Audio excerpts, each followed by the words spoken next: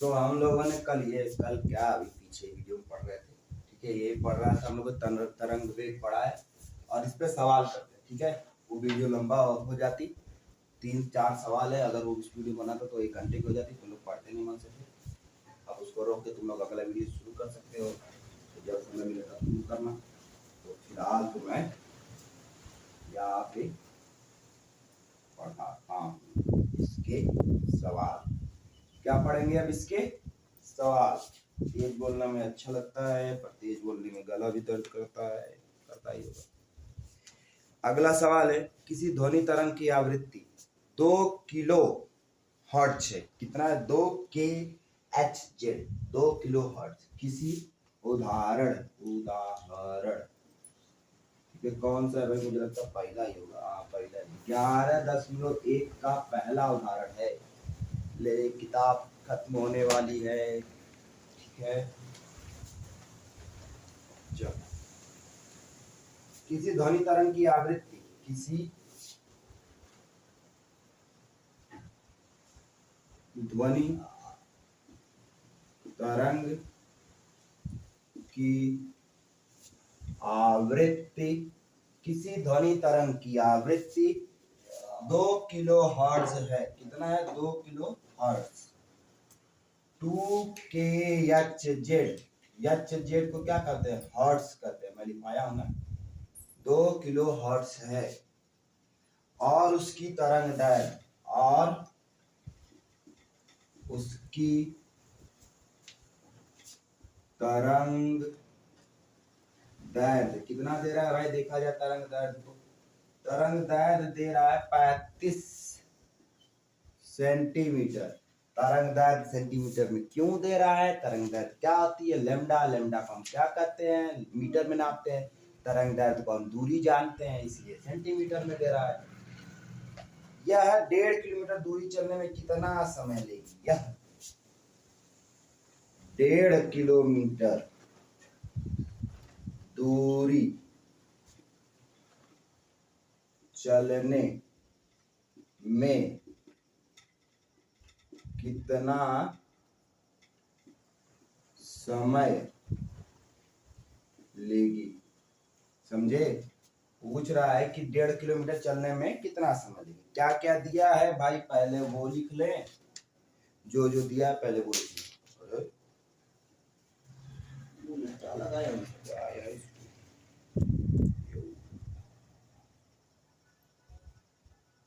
हाँ, उल्टा लगाया नहीं, उल्टा नहीं, सीधा लगाया था। तो देखा जाए क्या दे रहा है। दिया है हल में दिया है। क्या क्या दिया है भाई? दिया है में दिया है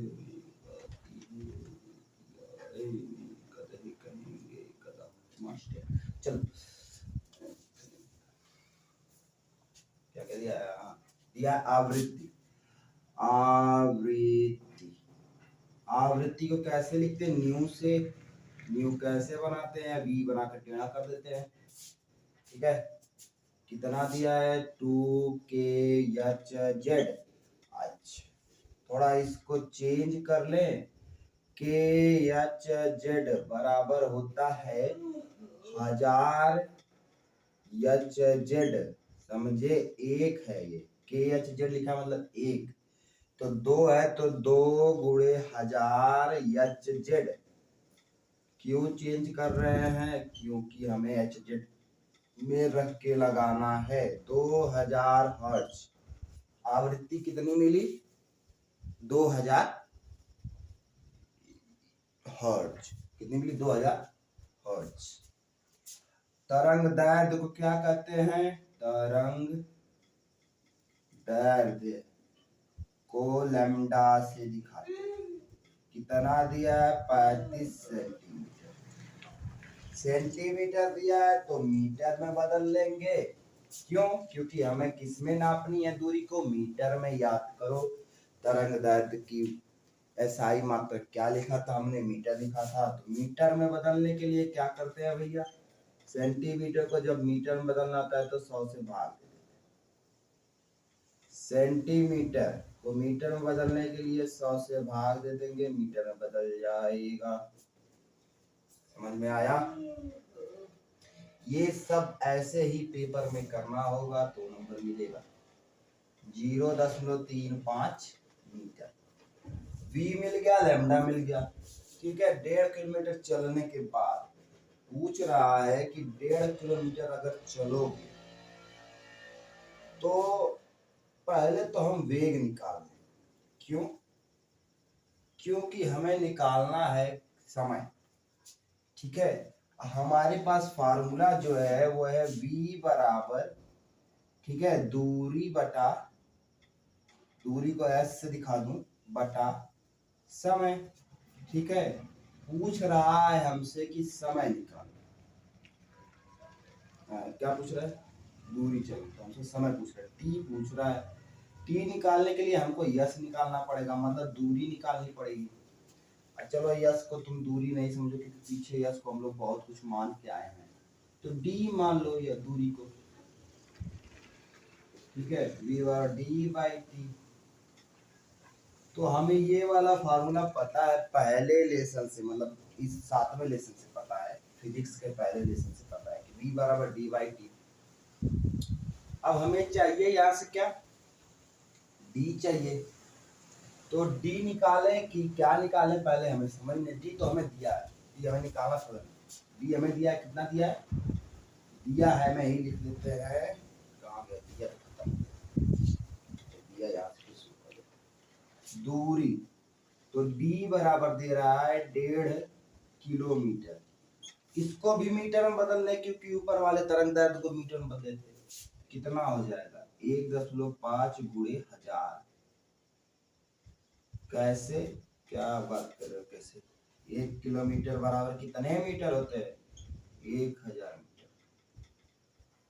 ठीक है, कितना आ जाएगा? 1500 मीटर। तो ये चीजें तो दी है। पूछ क्या रहा है? टी पूछ रहा है। टी बताने के लिए हमें क्या निकालना पड़ेगा? टी बताने के लिए निकालना पड़ेगा हमें पहले v, मतलब वेग निकालना पड़ेगा। तो ये सब लिखो, मैं इसको साफ करूं फिर लगाऊं।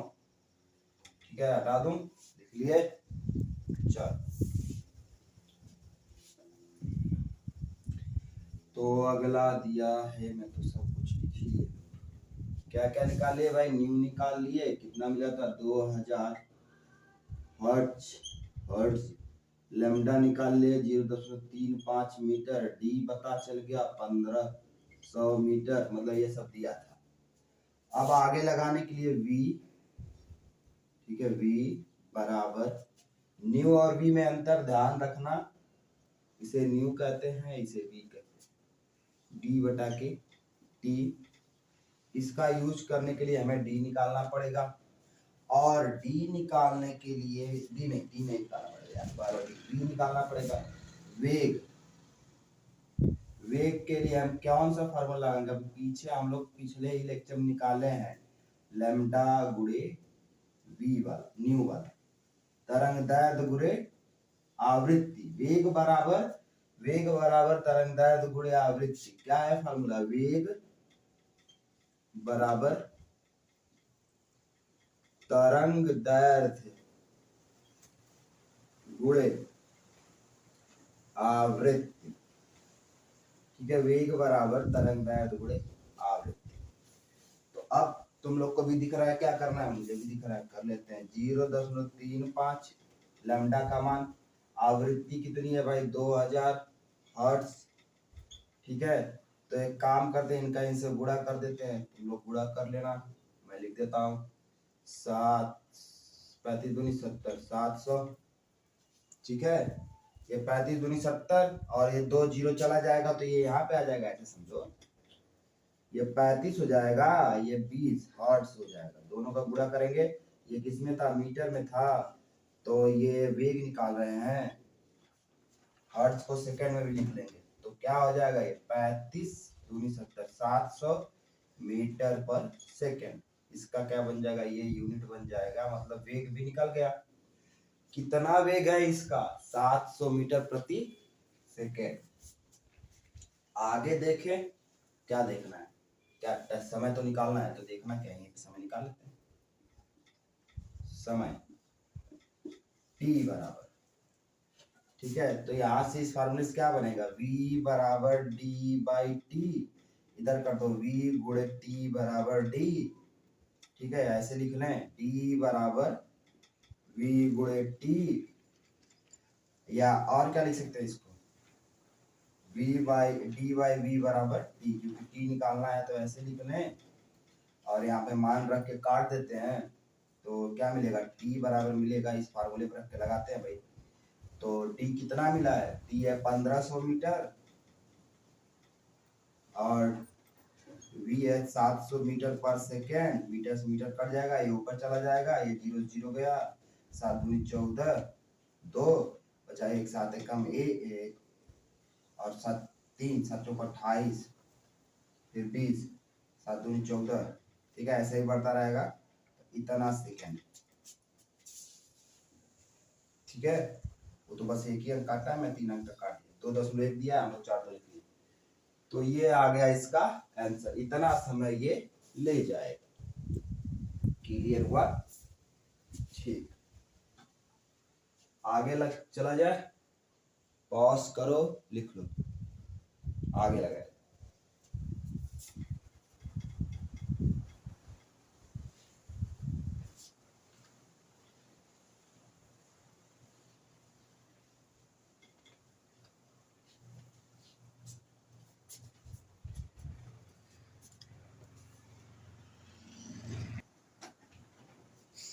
अगला क्या दे रहा है भाई, प्रश्न पूछ रहा है, क्या पूछ रहा है, प्रश्न मार्क कहाँ गया, कह रहा है कि किसी ध्वनि तरंग की तरंग दैर्ध्य, आवृत्ति, आवर्तकाल तथा आयाम, ठीक है, तो आवृत्ति, तरंग दैर्ध्य, आयाम, ये सब के बारे में तो आप लोग पढ़ ही चुके हो, उसी को लिखना है और कुछ नहीं पूछ रहा है। किसी ध्वनि तरंग के तरंग दैर्ध्य तथा आवृत्ति उसके वेग से किस प्रकार संबंधित है, पूछा तरंग दैर्ध्य और आवृत्ति किस प्रकार से संबंधित है, देखो इस प्रकार से संबंधित, वेग बराबर लैम्डा गुणे न्यू, ये ही संबंध है, तो तरंग दैर्ध्य और आवृत्ति का गुणनफल क्या होता है, वेग होता है। थोड़ा एक बार इसको समझ ले, क्या इस फॉर्मूला को कहना क्या चाहता है, इस फॉर्मूला को थोड़ा समझ ले, कहना क्या चाहता है। देखो, वेग निकालनी हो, मान लो इसकी, किस वेग से आगे बढ़ रहा है, ये आगे बढ़ रहा है ना, किस वेग से आगे बढ़ रहा है, क्या करेंगे, लैम्डा, ये लैम्डा है, और न्यू, न्यू क्या है, आवृत्ति, आवृत्ति क्या है, कुल समय में जितना ये दोलन किया, 1 2 3 4, ठीक है, जितना दोलन किया क्या आवृत्ति, न्यू, इन दोनों का क्या करेंगे, गुणा कर देंगे, इसका, इस पूरी दूरी का और एक तरंग दैर्ध्य का, तो हमें क्या मिल जाएगा, गुणा करने पर v, क्लियर, यही चीज है, ये हमें पता चल जाएगा कि ये जो जो ये वेव ऐसे आ रही है, तरंग जो ऐसे आ रही है, ध्वनि तरंग, उसका वेग कितना है। अच्छा, आगे हमें सवाल दे रहा है, दिए हुए माध्यम में एक ध्वनि तरंग की आवृत्ति, कह रहा है एक ध्वनि तरंग की आवृत्ति, ठीक है, प्रश्न एनसीईआरटी में बीच बीच में प्रश्न देता है, ठीक है, ऐसे देखो, ये यहाँ पे सब थ्योरी दी होती है, तो यहाँ पे प्रश्न देता है, इन प्रश्नों को हम करना है, अभ्यास वाले प्रश्न ये नहीं है, ये बीच बीच में दिए गए प्रश्न, उनको बच्चे करते, अरे भैया जब इनको करोगे नहीं तो बड़े वाले, मतलब वो वाले कहाँ से करोगे, ये तो सीखने का समय है, बच्चे उदाहरण नहीं करते, अरे भैया उदाहरण लगाओगे नहीं तो असली सवाल कैसे लगाओगे, उदाहरण लगाओ, प्रश्न लगाओ, तब सवाल लगेंगे, तब अभ्यास के प्रश्न लगेंगे, बढ़िया से पढ़ो, एक एक चीज को बढ़िया से पढ़ने का मतलब ये समझो, देखो करके कैसे हो सकता है, ठीक है, जो जो इसमें क्रियाकलाप दे रहा है उनको करने की कोशिश करो, ठीक है, या समझने की कोशिश करो, कुछ चीजें घर पे नहीं है तो ना सही पर बना के तो देख सकते हो ना, जैसे मैं यहाँ बना बना के दिखाता हूँ वैसे बना के देख तो सकते हो, ना हो घर पे ना कर पा रहे हो प्रयोग, कोई बात नहीं, कॉपी पे तो कर सकते हो, पेन से तो कर सकते हो, समझ में तो आएगा। चलो दिया तीसरा सवाल है। तीसरा क्यों कर रहे हैं, दोनों बात पढ़ ही लिया अभी, पहला वही तरंगदैर्घ्य आवृत्ति आयाम यही से पूछ रहा था, दूसरा बता दिया। तीसरा है कि एक ध्वनि की आवृत्ति, एक तरंग, एक ध्वनि तरंग की आवृत्ति, एक ध्वनि तरंग की आवृत्ति, एक ध्वनि तरंग की आवृत्ति 220 हर्ट्ज है तथा वेग 440 मीटर पर सेकंड है। ठीक है, क्या पूछेगा हमसे, सवाल देख के तुम लोग को समझ में आ जाएगी। तरंग दैर्घ्य पूछेगा, तरंग दैर्घ्य क्या होगा। अभी मैं कैसे कह दिया हूं कि सवाल देख के समझ में आ जाना चाहिए क्या पूछेगा, क्योंकि वो दे रहा था आवृत्ति, मतलब न्यू दे रहा था, न्यू दे रहा था 220 हर्ट्ज, और दे रहा था वेग, मतलब वी दे रहा था, वी दे रहा था 440 मीटर पर सेकंड। और तब हमें एक इक्वेशन याद आना चाहिए कि v बराबर क्या होता है, लैम्डा गुणे न्यू होता है। ठीक है, जब ये दो चीज दिया हो तो पूछने वाला बस यही बचता है, तो मतलब पूछ क्या रहा था, लैम्डा तरंग दैर्घ्य। इस पे रख देते हैं सूत्र पे, हमें मिल जाएगा अपना आंसर, हल है ये। ठीक है, तो इस पे रख दो, आंसर ले लो, मान रखो, आंसर ले लो। इतना तो आसान है ये। तो 440 बी का मान रख दिए 440 मीटर पर सेकेंड, और ये न्यू है, तो इधर लैम्डा गुणे 220 हर्ट्ज, ये पूरा इधर ले जाओ, तो 440 मीटर पर सेकेंड भागे 220 हर्ट्ज। अच्छा, ठीक है, लैम्डा निकालना है, हर्ट्ज को सेकेंड में भी नापते हैं, हर्ट्ज को सेकेंड बोलते हैं। ठीक है, हर्ट्ज को क्या बोलते हैं, सेकेंड में भी नापते हैं, ये ध्यान रख लेना। तो ये हर्ट्ज से ये सेकेंड कट जाएगा, और लैम्डा है तो ये कटेगा तो 2 मिलेगा। ठीक है, देखो 200, इसको 2 से गुणा करेंगे तो 440 आएगा, तो 2 मीटर, लैम्डा बराबर कितना मिल गया, तरंग दैर्घ्य मिल गया हमें 2 मीटर। ये आ गया क्या हमारा आंसर। ठीक है, आगे चलो।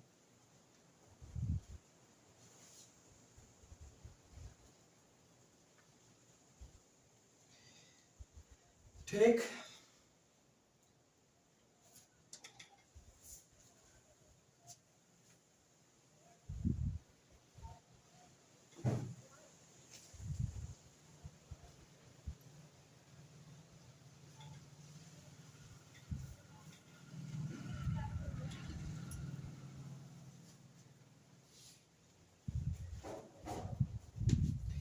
अगला सवाल क्या दे रहे हैं,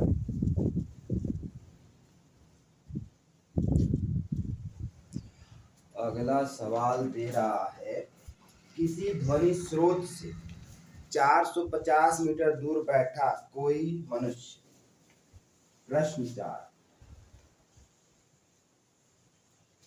ठीक है, तो मैं पूरा प्रश्न लिखता नहीं हूँ, सीधे लिख देता हूँ क्या क्या दिया है, प्रश्न लिखने में समय लगेगा। दिया है, ठीक है, दूरी दे रहा है, दूरी बराबर दे रहा है 450 मीटर। ठीक है, एक व्यक्ति है ध्वनि से, मान लो कहीं से आवाज आ रही है, ठीक है, ऐसे सवाल को ऐसे बना के देते हैं, ध्वनि का स्रोत है, यहाँ से आवाज आ रही है, इससे 450 मीटर दूर एक व्यक्ति बैठा है।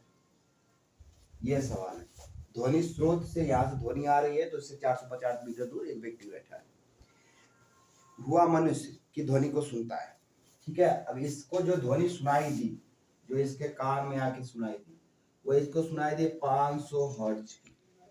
ठीक है, तो उसकी आवृत्ति कितनी थी, जितनी इसको सुनाई दी 500 हर्ट्ज। तो ये क्या दिया है हमें, आवृत्ति न्यू दिया है, तो मतलब एक तो डी दिया है, डी बराबर दिया है 450 मीटर, दूसरा न्यू बराबर दिया है 500। अब हमसे पूछना क्या चाहता है, स्रोत से मनुष्य के पास तक पहुंचने में, ठीक है, पूछ रहा है कि यहाँ से यहाँ तक पहुंचने में कितना समय लगा, ठीक पूछ रहा है। अच्छा तब सोचो टी के लिए हमारे पास कौन कौन से फार्मूले हो सकते हैं। एक तो v बराबर होता है d बाई टी, तो इसी से लगा लेते हैं और सोचना क्या, इसी पे रख के लगा लेते हैं। v बराबर क्या होता है, d बाई टी होता है ना, वेग बराबर दूरी बटा समय। दूरी भी दे दिया है, वेग दिया है, पर हमें वेग नहीं, हमारे पास आवृत्ति है, तो हम इस पे रख के नहीं लगा सकते। क्यों? क्योंकि हमारे पास क्या है, न्यू है, ठीक है, हमारे पास क्या है, आवृत्ति है। तो हमें कुछ और भी सोचना पड़ेगा, कोई और फार्मूला, ठीक है, जिसमें दूरी को हम किसी और तरीके से देखते हैं, ठीक है। अच्छा दूरी को हम लेमडा भी तो बोल सकते हैं ना, तरंग दैर्घ्य दूरी होती है ना, बोल सकते हैं ना।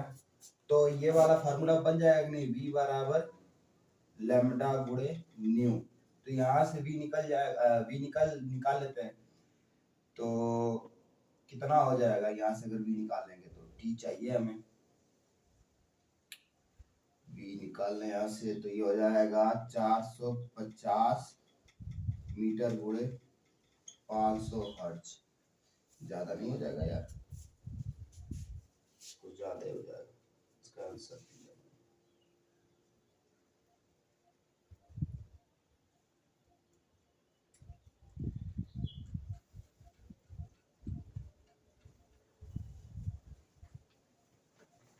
कोई फार्मूला तो लगना चाहिए इसमें।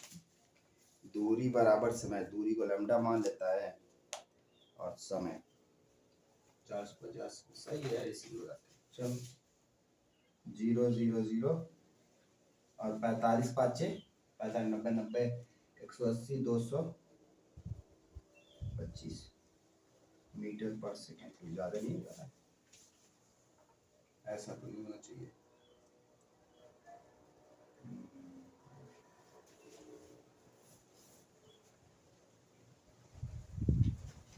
देखता हूँ v इतना ही रख देते, v बराबर, तो v की जगह रख देता हूँ यहाँ पे 450 मीटर गुणे 500 हर्ट्ज बराबर d बराबर कितना लिख लूँ,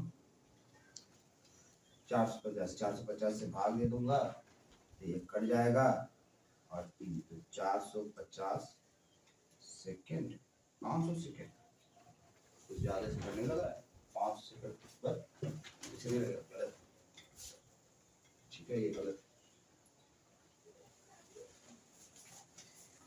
आंसर देख के भी पता चल जाता है, थोड़ा देखा जाए सही और फार्मूला आपको तो मजा आ जाए।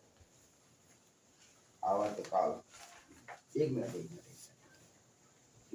फार्मूला तो हम लोग भूल ही गए, न्यू बराबर 1 बटा क्या होता है, टी होता है, न्यू बराबर 1 बटा टी होता है। न्यू कितना है, 500 हर्ट्ज है, तो 1 बटा टी हो जाएगा, और इसको क्या किया जाए, 1 भागे 500 सेकेंड कितना मिलेगा, ये आंसर सही आएगा टी, तो ये भाग दे देंगे एक में, बहुत कम समय लगेगा, दशमलव यहाँ पे लगाओ, 0 0 मतलब 0 और 1 0 और, तो मतलब 1 0 और 500 से भाग दे दो मतलब 2, ठीक है, 1000, यही आएगा, ये आ जाएगा 0.002 सेकेंड, इतना समय लगेगा इसे यार, इतनी आवृत्ति के 485 मीटर तो जाना है इसको, आवृत्ति बहुत ज्यादा है इसकी, ये इस पे लगाएंगे न्यू वाला, आवृत्ति वाला जो फार्मूला था आवर्तकाल बराबर, आवर्तकाल वाले पे लगाए, आवर्तकाल, ठीक है, वो बहुत लंबा पड़ता है, उससे लगता भी नहीं। ये हो गए 4 सवाल, और आगे क्या दे रहा है,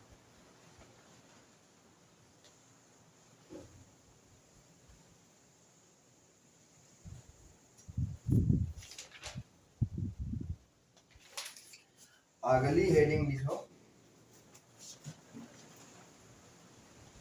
ध्वनि की तीव्रता और प्रबलता, तो तीव्रता क्या होती है और प्रबलता क्या? तीव्र है प्रबल है, दोनों में क्या अंतर है थोड़ा ये भी पढ़ ले। ठीक है, तीव्रता, तीव्रता क्या कहेंगे भाई?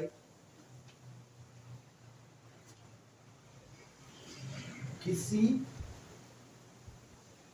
एकांक क्षेत्रफल में से, किसी एकांक क्षेत्रफल में से 1 सेकेंड में गुजरने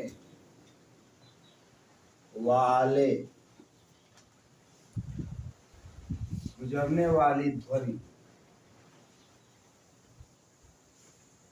ऊर्जा को, ध्वनि की ऊर्जा को, ध्वनि की तीव्रता कहते हैं। समझे? एकांक क्षेत्रफल मतलब ये क्षेत्रफल है, ठीक है, इतना बड़ा क्षेत्रफल एरिया है, इसमें से जितनी ऊर्जा निकलेगी, ठीक है, ऊर्जा, उसे क्या कहेंगे? तीव्रता। हो सकता है किसी में से इतनी निकले, इतने में से किसी की कम निकले, तो जिसकी कम निकलेगी मतलब वो धीरे धीरे बोल रहा है, और भाई क्या कर रहे हैं। जिसकी ज्यादा निकल रही हो क्या कर, और भाई ऐसे उसकी ज्यादा निकल रही है। अच्छा,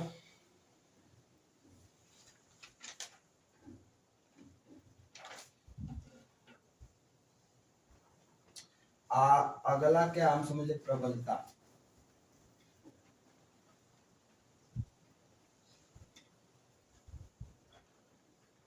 क्या है? ध्वनि की कानों पर, ध्वनि की कानों पर संवेदनशीलता,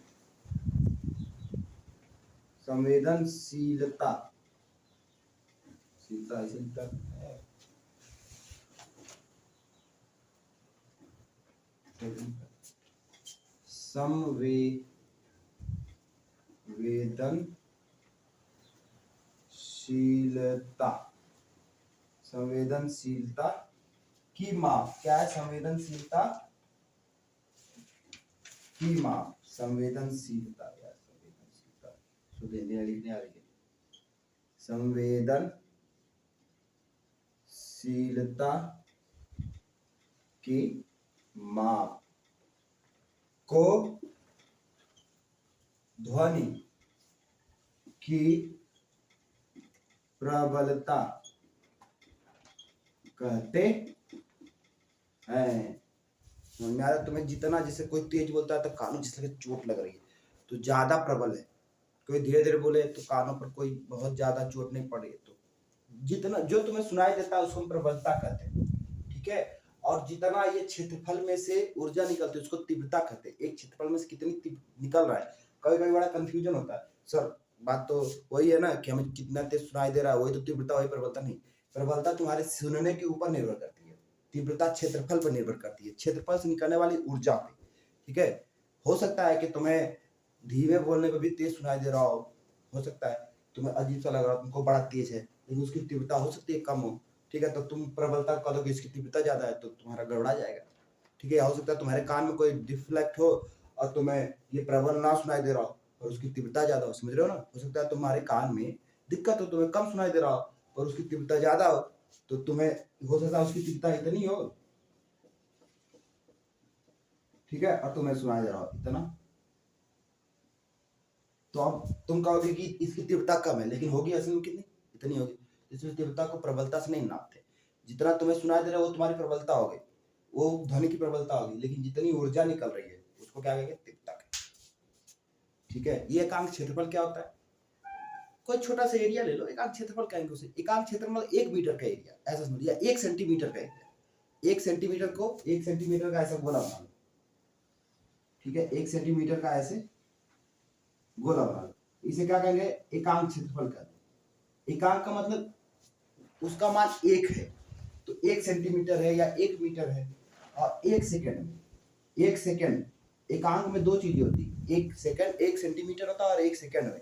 1 सेंटीमीटर में 1 सेकंड में जितनी ऊर्जाएं निकल रही है ध्वनि की, वो क्या कहलाएंगी, उसकी तीव्रता कहलाएंगी। अच्छा, तो आज हम लोगों ने कुछ सवाल भी कर लिए और जो समझना था वो भी समझ लिए। कुछ एक दो चीजें और बच गई हैं, जैसे विभिन्न माध्यमों में ध्वनि की चाल। ठीक है, अगली हेडिंग कर लेते हैं, ध्वनि की चाल माध्यमों में कैसी होती है, मतलब माध्यम बदलने पे ध्वनि की चाल कैसे बदल जाएगी। तो मैं सब तो लिखवाऊंगा नहीं, लेकिन कुछ लिखवा देता हूँ। माध्यमों में ध्वनि की चाल, तुम्हें लगता होगा कि वायु में ध्वनि की चाल बहुत ज्यादा होती है, ऐसा कुछ नहीं है। सबसे ज्यादा ठोसों में होती है, ठीक है ना। सबसे ज्यादा किसमें होती है, ठोस में, फिर द्रव में, फिर गैस में। क्यों, क्योंकि कण जितने पास पास होंगे ध्वनि उतनी ही अच्छे से चल पाती है। यही तो है खेल असली। विभिन्न